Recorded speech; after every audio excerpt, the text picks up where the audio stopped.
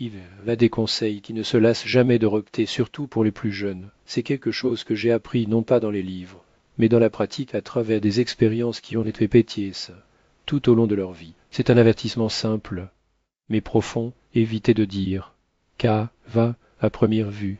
Cela peut sembler étrange. Un pouce qui ne voudrait pas tout avoir en or.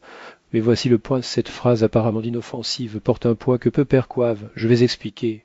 Pourquoi cet idiomate si gravé? Tout a commencé dans mon enfance dans une famille où les mots n'étaient pas seulement des songes, mais des graines. Chaque expression plantée dans la vie quotidienne pourrait s'épanouir dans quelque chose de bien ou devenir un problème. Les anciens nous ont toujours rappelé penser avant de parler, parce que les mots ont leur propre vie. Ils quittent notre bouche et reviennent transforment comme un écho qui revient avec des conséquences. J'ai entendu une fois mon grand-père, un homme qui avait fait face à des guerres et à une privation pour répondre à un voisin qui a demandé comment il était.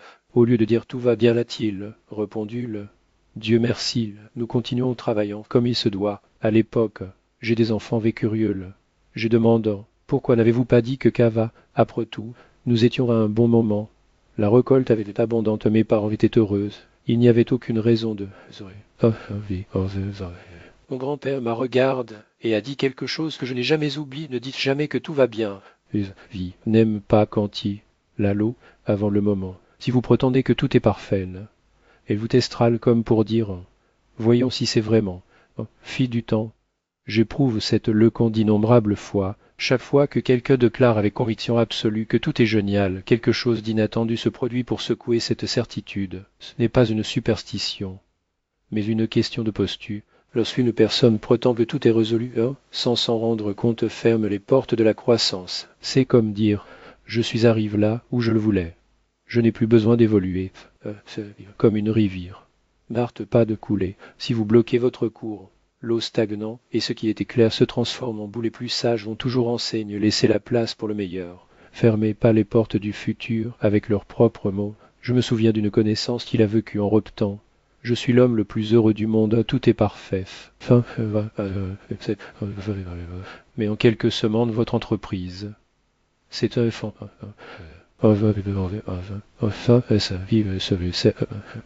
Croire que cela a déjà atteint son plein bonheur fait perdre l'attention, la gratitude et la prudence de la personne. Et la vise implacable rappelle qu'il n'y a pas de place pour la négligence pendant que nous sommes. N'est pas une coïncidence, c'est une loi. Les mots ont le pouvoir et la façon dont nous nous exprimons nous faconner. Donc quand quelqu'un vous demande comment vous ne répondez pas automatiquement, pas à réfléchir et terminez-vous simplement la conversation, vous limitant involontairement vos propres possibilités. Tradition enseigne qu'il vaut mieux dire avec l'aide de Dieu. Nous continuons tout en place. Cette réponse porte l'humilité, la gratitude et surtout la compréhension qu'il y a toujours de la place pour s'améliorer.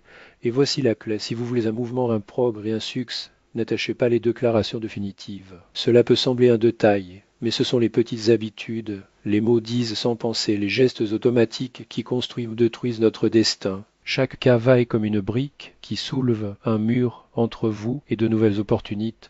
La vie n'est pas une photo statique, mais un film en mouvement constant. Quand quelqu'un déclare que tout va bien, c'est comme si le bouton de rupture est dire j'ai déjà tout ce dont j'ai besoin, mais la réalité est qu'il y a toujours quelque chose à améliorer, quelque chose à remercier, quelque chose à apprendre. Mon père, par exemple, a travaillé dur sur une usine, mais n'a jamais dit que tout allait bien. Il a répondu Dieu merci. Nous avons le nécessaire. Les enfants sont en bonne santé, l'œuvre suit. Cette attitude hagard, cette porte vous ouvert. Ça et période de mise à pied. Il n'a jamais licencié. Cela n'a pas fait me l'avoir la chance de mon voisin, un homme gentil. Mais fier a vécu proplamment, je suis le plus heureux du monde, jusqu'au même jour. Elle a cette phrase, une pipe à éclat chez elle inondant tout. Puis sa voiture s'est cassée, et il est tombé malade. Il serait profable, a-t-il adoucivant. Ah, que vos mots, il est attiré par la malchance. Mais sa confiance excessive lui a fait perdre sa prudence. Il ne tolère pas qu'il le traite comme garantie, les mots sont des grès. Si vous dites c'est comme planter un arbre qui a déjà cesse de grandir, mais on dit que passer à autre chose avec la foi le plante quelque chose qui peut encore se développer. Les sages ont toujours averti, ne parlez jamais comme si tout était fini, car s'il y a la vis, il n'y a pas de fin, toujours plus à venir. J'ai également vu Cela en a fait. Un entrepreneur ouvre un établissement, commence à profiter. Puis déclare, à maintenant tout est résolu. Mais l'histoire montre que c'est précisément le moment où les problèmes apparaissent souvent. Une truste mène à la négligence et la vie, comme toujours, facture son prix.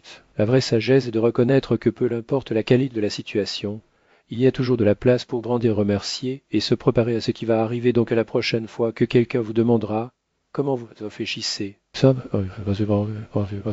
Vos mots ne sont pas seulement des sons, ce sont des choix qui peuvent ouvrir ou fermer les chemins. Le bonheur ne dit pas que tout est parfait, mais en gardant l'esprit ouvert à ce qui peut encore être construit, imaginez la scène suivante. Un homme d'affaires est à bord avec la question: comment les entreprises? Et répondons sans hésitation: tout bien. C'est ça.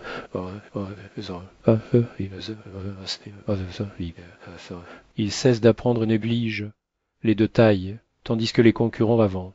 Le continue de repter bien jusqu'au jour où son entreprise s'effondre. Un autre répond avec humilité: avec l'aide de Dieu, nous travaillons, nous efforçons. C'est parfait. Il voit ce qu'il a besoin pour améliorer, ce qu'il doit apprendre ou grandir, et votre entreprise prospère. Ce n'est pas la Thierry, c'est sa propre expérience. Chez la jeunesse, j'ai aussi l'adore dire aux amis tout parfait, tous incroyables.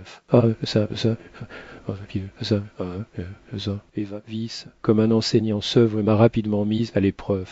J'ai perdu mon emploi, la santé a échoué, des amis sont partis. C'est alors que j'ai comprise. Il ne faut pas fermer la bouche à la destination. Il faut parler avec modération, laisser de la place au mouvement.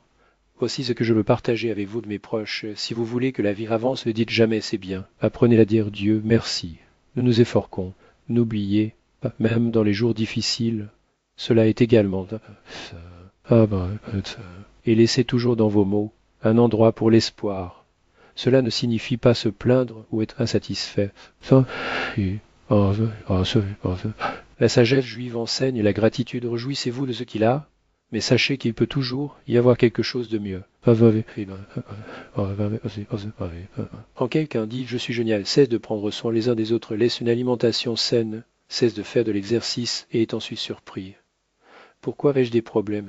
De Jacques qui dit avec l'aide de Dieu: je vais bien, mais je prends soin de moi, vis davantage et conserve ma santé, car il comprend que la vie est un processus qui nécessite une attention constante. Dans notre culture même, une phrase simple a une signification entière. Lorsqu'un juif dit Baruch Hachem, Dieu merci, il remercie pour le présent et en même temps faisant de la place pour l'avenir pour être encore meilleur. Ces mots ne sont pas seulement des sons, ils sont de l'énergie. Ils expriment leur gratitude et gardent la porte de demain à jarre. Alors ne dites jamais d'accord. Ça peut-être et pour un fine et existe qu'à fin. Pendant que nous sommes en vie, l'histoire est toujours en cours d'écriture. Maintenant, mes proches, nous avons atteint la partie la plus importante. Il ne suffit pas de savoir quoi ne pas dire. Vous devez apprendre quoi dire à la place. Et c'est ce dont nous allons parler maintenant, lors de la fermeture de cette pensée, avec conseils qui peuvent transformer votre journée en période de joie et de preuve. Que découvrons-nous jusqu'après? Lorsque vous dites d'accord, vous mettez 20 points finaux, le tuyau d'un livre qui a encore de nombreuses pages pour l'écriture. Hâtez de grandir, de vous efforcer d'être prudent.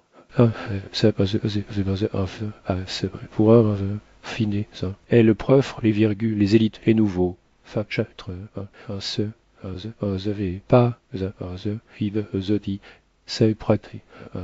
J'ai vu des dizaines et des centaines de personnes qui en mots étaient heureuses, mais en réalité, ils sont tombés dans des pièges, parce qu'ils pensaient qu'il était trop tôt, que tout soit résolu. La sagesse juive nous apprend autre chose. Laissez toujours de la place pour l'avenir. Vous vantez, ne fermez pas les portes avec des mots. Parlez pour que vos phrases portent de la gratitude pour le présent et espérez ce qui viendra. Mot à remplacer tout bien, garder ces expressions simples qui prouvent les gens des malheurs depuis des siècles. Dieu merci.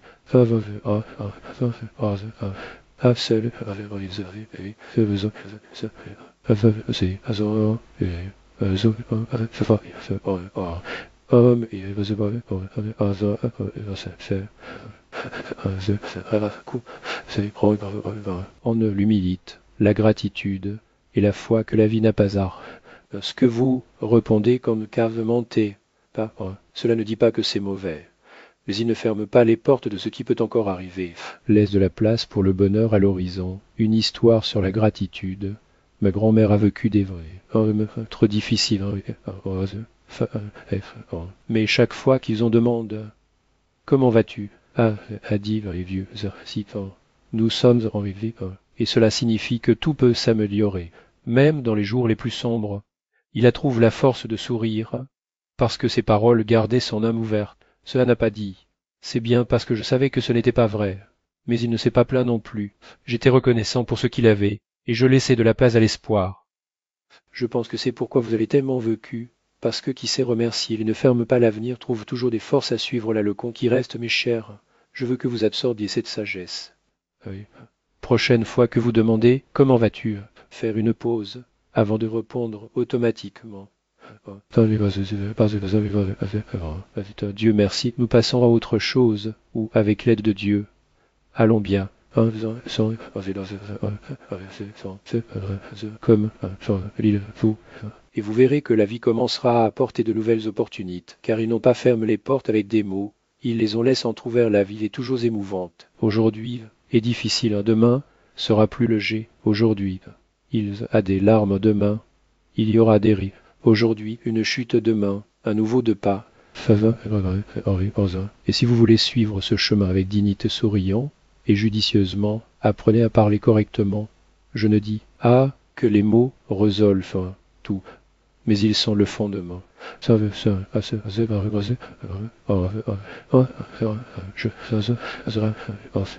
Et les actions faconnent. Le destin commençait par le petit larté de dire d'accord. Il parle à la faconde en nos anstres, on enseigne, et voit à quel point les habitudes les plus simples peuvent changer votre vie pour le mieux, comme je jouais à mon ami Itzik, quand ma femme demande comment qu'à se passe. Jamais parce que, si vous dites cela, elle obtient bientôt 3 tâches supplémentaires à faire. Vous dire, avec l'aide de Dieu, tout va. Femme est donc satisfait, et la vie ne se met pas en colle. Astérisque nous aimons l'humour, car la blague ouvre également les portes. Mais derrière chaque blague, il y a de la sagesse par conséquent, ma chère. Voici mon conseil, mon cadeau pour vous, de ne fermer jamais votre vie avec Démos. Ne mettez jamais fin pendant que l'histoire est toujours en cours d'écriture.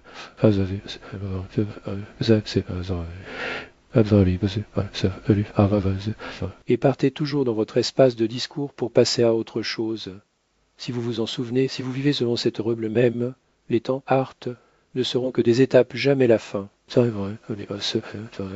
La vraie sagesse sonne comme K, Dieu, merci, nous passons à autre chose. Et maintenant, mon bien, je vous demande une fave, si ce message vous a résonne, ils ont ressenti la chaleur, l'expérience et soin en ces mots. Envisagez de vous abonner à cette chaîne. Pour les chiffres. Mais parce que je veux continuer à partager avec vous des histoires qui, le conte après le conte, peuvent éclairer leur voix. Ce ne sont pas seulement les mots que j'apporte, ce sont des cicatrices qui sont devenues la sagesse et des rires qui sont avec des larmes, et une foi qui même, lorsque la terre frissonnait sous mes pieds, ne m'a jamais laissé tomber. J'ai vécu suffisamment de décennies pour voir la vie dans ses couleurs les plus vibrantes et dans ses tons les plus sombres. J'ai appris que la force n'est jamais entre bûches, mais pour se lever même lorsque les gens font mal. Cette gratitude n'est pas un privilège de moment facile, mais un choix courageux, lorsque tout semble s'effondrer.